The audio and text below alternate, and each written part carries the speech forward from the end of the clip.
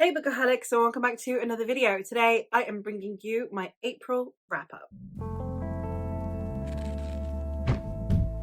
In the month of April, I of course participated in the magical readathon as well as in 4 readalongs. I'm going to be going through all of the books that I read. I'll also talk about the prompts that they worked for Aurelium. Let's get into them because there are so many books to talk about.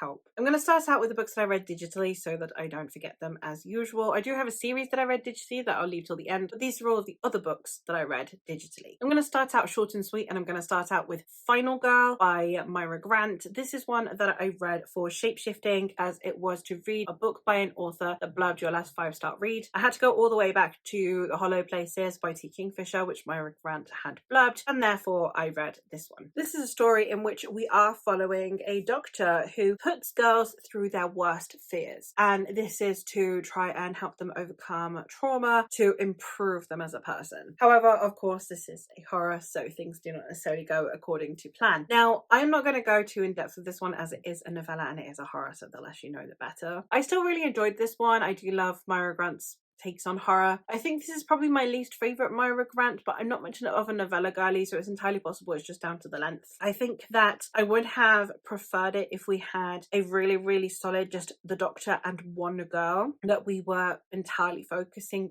on. I think I would have preferred that because it would have felt more intimate, and again I just think that I would have preferred it to be longer. I am giving it 4 stars. Like, it was a really good read and I saw a really good time with it. Love Myra Grant's writing style and the way she discusses science in such a grounded way that makes it feel very real, which when she's then playing with horror tropes, it's very interesting and ever so slightly terrifying. So for the most part, had a really good time with it. Look forward to reading anything else by this author. The next one I'm going to talk about is actually probably my favourite book of the month, and that is Ember Child by Anthony Mitchell. This is one that completely took me by surprise. This is the first book in the Godsbane series, and in it we are following somewhat 2 sides of a conflict, but mostly one side of the conflict. And we have the secret heir to a lost empire, and we have the person who overtook this empire to try and bring about the end of tyranny and peace to the empire. It is hard to determine which party will end out on top. We have this brewing rebellion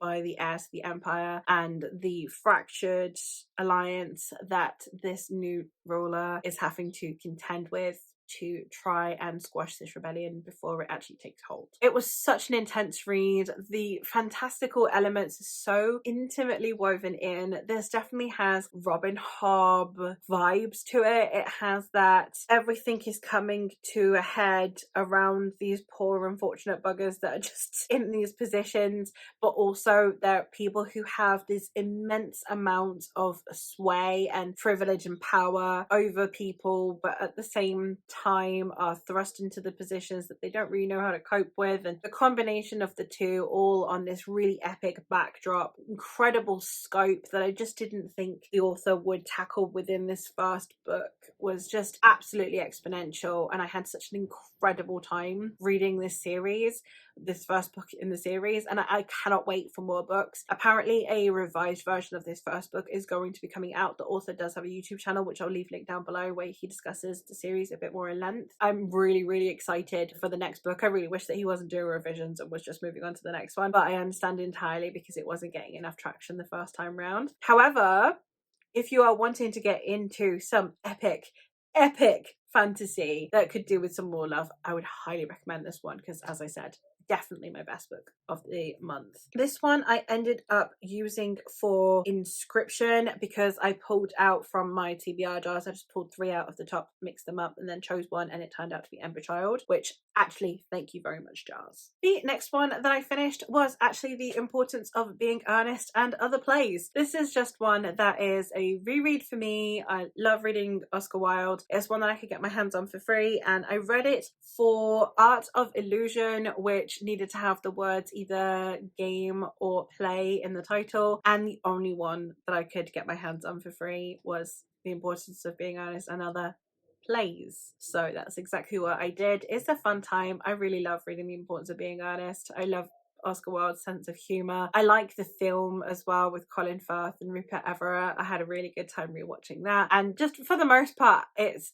fun. I don't have much more to say about it other than it's fun. If you're not normally a fan of classics but you're wanting to get into them, or you have to choose a classic for a project or whatever, then The Importance of Being Earnest has got to be one of the most fun ones that you can go for. It's got these glimmers of romance, these glimmers of friendship, you've got humour, you've got this kind of over convoluted way of these characters going about pretending to be someone that they are not for their own gain, and it was just a really, really fun time, and I'd highly recommend. And the last one that I have on here digitally is sadly the one that I DNF'd. I don't know if it's a permanent DNF, it might just be that I'm not in the mood for it, it might just be a me thing, but I DNF'd Illborn by Daniel T. Jackson, and I promise you I am sadder about this than you are, but I just kept not wanting to read. Like, I would rather not read at all than read this book. I would find literally anything else to do. I was reading this book and I would just put it down,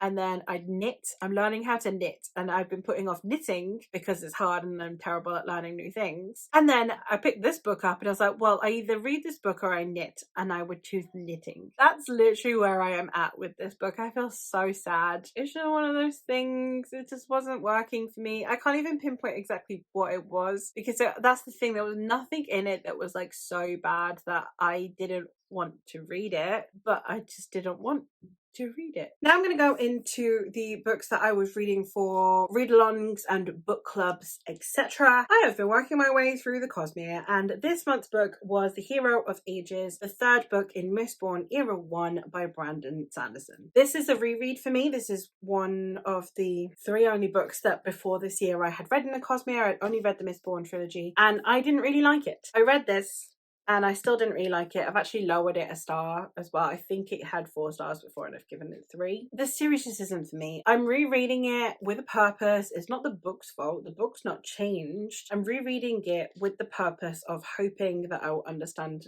the Cosmere implications, because it's been so long since I read it. I didn't want to not get the wider scope of the Cosmere just because I couldn't be bothered to reread them. They're not for me. They're just not my series. It just doesn't compel me. And the thing is that one of the things that I had was I read Elantris at the beginning of the year, loved Elantris, gave it 5 stars, it was my favorite book that month. And then I thought rereading these, maybe I'd appreciate them more. I don't. I really don't. I appreciate them less. Now that there's, on top of that, no intrigue, like I know what's going to happen. I just didn't care. I don't care about the characters. The plot doesn't feel innovative enough to me. I can imagine that when people were reading this, when it first came out, maybe it was like super innovative. I don't feel engaged with this series at all. So I've decided in May I'm going to have a break from the Cosmere, and then I'm going to get back into it in June, because I need a break, because this once again put me off reading the Cosmere. I picked this up back in, I think it was 2020, with every intention of just reading the Cosmere, and then I didn't like this trilogy enough and I just didn't care enough, and I was like, I'm not committing to even more books, and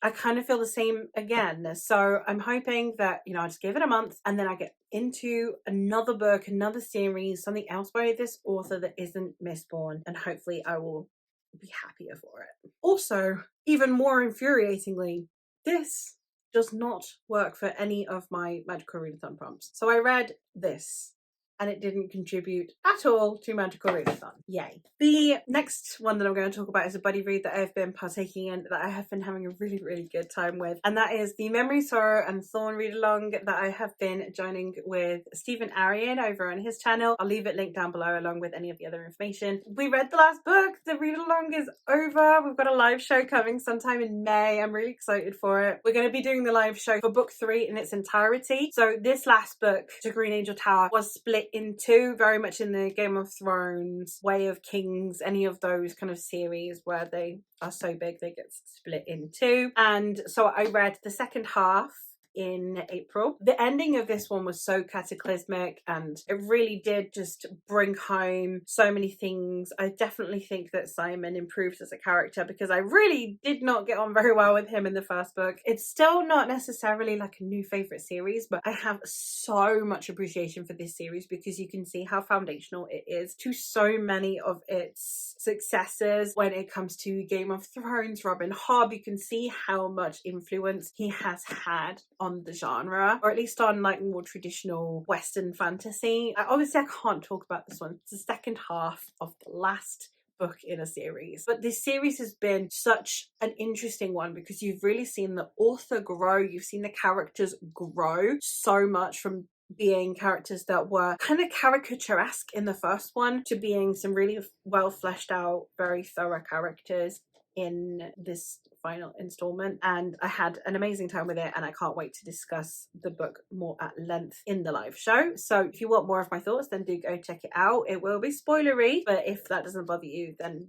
come join us. And this one works for astronomy, which is a zodiac recommendation. I just went on the Magical Readathon Discord and asked what recommendations people had for a Taurus, because I'm a Taurus, and someone said this one, and I was like, no way. I mean, they said the series, they said the Temeraire and Thorn series as a whole, and I was like, no way, because this was not on my TBR at the time. The next one that I have for a buddy read that I participated in over on the Brothers Gwyn Discord is for Wolf Hall by Hilary Mantel. I really struggled with this book. Like, I have so many problems with this book. It's such a well-loved book and I had so many problems with it. It's like, this is like the most controversial wrap-up I've had. I've DNF'd Illborn. I was lukewarm about Mistborn, and now I'm gonna not give a high rating to one of the most loved historical fiction books out there, but I really struggled with this one. The grammatical choices and punctuation choices of this author were something else, and like, I'm an English teacher, so literally just going through it, like,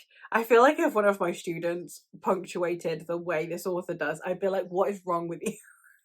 But there were so many things that I liked about the start. We have Thomas Cromwell before he becomes like advisor to King Henry, is when he's under Cardinal Wolsey and he's first interested in like Protestantism and wanting to step away from the Vatican, etc. So you have like his origin story, for want of a better word, of this historical figure. You have him being able to cross that boundary between common folk and royalty, because he is a commoner, but he is literally liaising with royalty because of his profession. And so many things that could have been so good, and there were pacing issues, and as I said, I could not get on board with the writing style. And then as soon as we get into the part where we start to know Cromwell historically, like he becomes a prominent historical figure that is well known. Once we got into that part, I just stopped caring.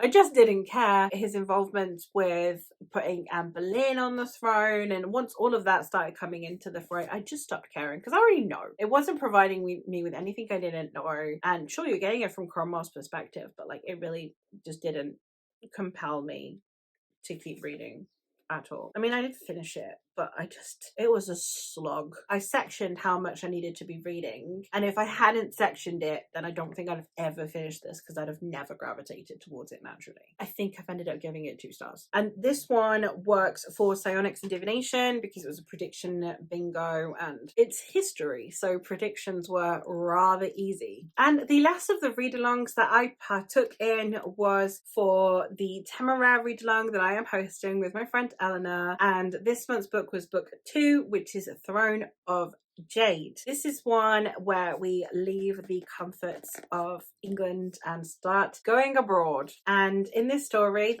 I'm not going to tell you obviously about the second book, but the first book, we are following Captain Will Lawrence, who is a captain in the British Navy during the Napoleonic Wars. And when they apprehend a ship that happens to have a dragon egg on it that is on the brink of hatching, they decide that someone has to take the hit and become a new dragon rider. Will ends up becoming this dragon's rider, and therefore has to be retrained in the kind of Air Force discipline, as dragons are indispensable to the war effort. I cannot tell you anything about this one because this one hinges entirely on the reveal at the end of book 1, but we have so many important discussions in this one. We have discussions around slavery and servitude, and there are more layers to that than I can actually discuss, but the discussions around slavery in here are very prevalent, both in terms of the political sphere that England was in at that time. We have Wilberforce and William Pitt discussions in here which are historical prominent figures who were abolitionists at the time. We also have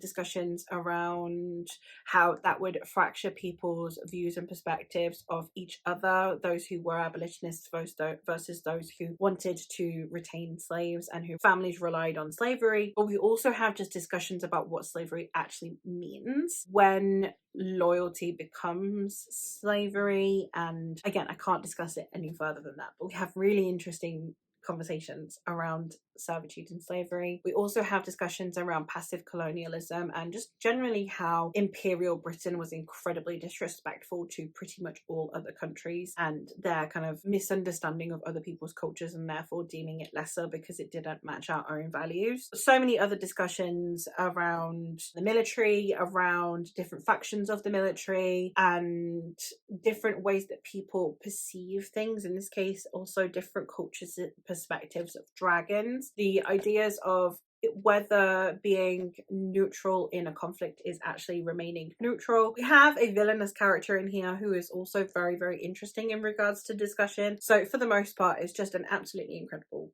book. I also gave this one 4 stars as I did the first one. This series feels very episodic. It doesn't feel like any of the books feel like a fully contained story that has like a beginning, middle and end. It feels like each book is a step in progress. It's more the kind of series that each book is building on the previous one as opposed to being an entirely self-contained story. So if you like your books in your series to be a self-contained story and to have a lot of things happen within each installment, then I don't think the series will be for you. But if you want your series to just keep building upon itself, then this is definitely one I would highly recommend. And I used this one for the prompt of demonology as it was to read a book that you did not purchase. Technically I didn't, because this was a Christmas present. I mean, like, it's from my husband and we share finances, but he bought me it for Christmas, so it still counts, right? The only other book that I have that is a standalone, that's not part of a series, is the one that I pulled from my Spanish jar this month, and that was Los Hijos de la Diosa Huracán by Daina Chiviano. This is the Children of the Hurricane Goddess, and it is a fantasy by a very well-regarded Latina author. Sadly, I ended up only giving this one 3 stars. It really just didn't grab me. This is told in 2 timelines. It's a little bit Languedoc-esque if you've read anything by Kate Moss, where it's more like a magical realism and it's told in 2 timelines. We're told in like a contemporary timeline in which we are following someone who was a child that just appeared. She'd been like clearly abandoned and then she gets adopted and now lives far away from Havana, which is where she was born. And then the past timeline is 500 years before, in which we are following a young woman who discovers a secret during the colonial Havana of the Spanish, and is how this secret then ricochets throughout history and impacts her descendant. I didn't care at all about the present day timeline because there were so many plot conveniences and contrivances that were just a little bit too exhausting. And the past timeline worked until the end. So what kept me reading this was only the past timeline. And then also there's like bits of a book that are interjected in here, and I found all of that really interesting, but I didn't care about the present day timeline. So then when the past timeline didn't really amount to what I would have liked, it was just a bit okay, fine. So I've ended up giving this a low 3 stars and it was fine. I'm really disappointed because I keep looking for some decent adult Spanish fantasy, and this one still just was okay. And I ended up using this one for elemental studies as it needed to have a light source on the cover, and this is a sun. And now I'm going to get into the 2 series that I read this month. The first one being that I read the entire Odyssey Earth trilogy by Rex Burke. The first book being Orphan Planet, the second book being Twin Landing, and the third book being Starbound. This is a trilogy that I had a really good time with. I got sent the first book by the author. I purchased the other 2. I had so much fun with it. It's just a really wacky, comedic, funny series. It's a comedy sci-fi, and in it we are following the crew of the Odyssey Earth, supposed to be just colonizing a faraway planet. So you have the people who are in charge of the ship, and then you have the colonizers in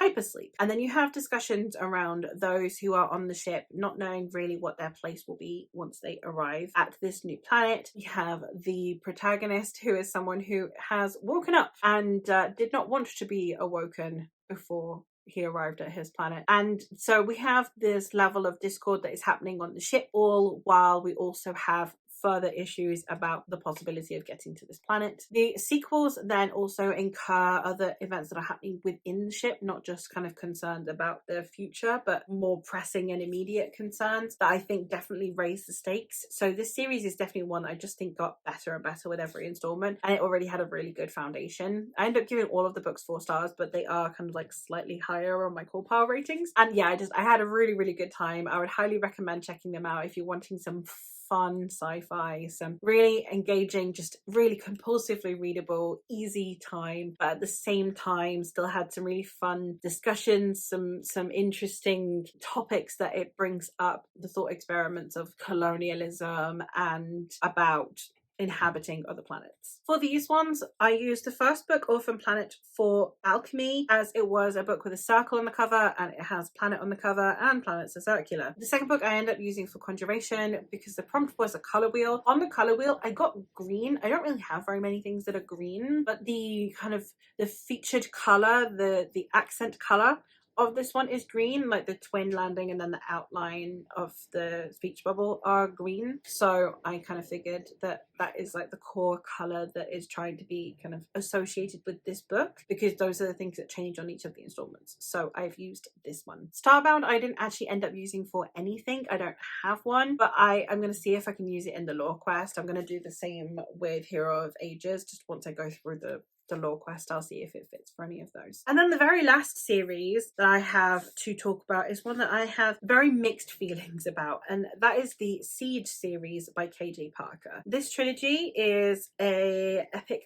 fantasy comedy, I suppose, that consists of 16 Ways to Defend a Walled City, How to Rule an Empire and Get Away with It, and a practical guide to conquering the world. This is a trilogy of companion novels in which we are following 3 different characters as they are put into positions of power in some way, shape or form. In the first one, we are following Orhan, who needs to help a city that is besieged because he knows a little bit more about the kind of infrastructure of making sure the city doesn't fall. In the second one, a city is under siege and we are following a man who looks very much like a very important man, and therefore they are all after him. So he thinks, well, since everyone thinks I am him, I may as well become him. And in the last one, we are following someone who is a member of a royal guard who is very close to the Queen, arguably too close to the Queen, who then he and the Queen have to flee once they are potentially going to be executed for treason. They are all companion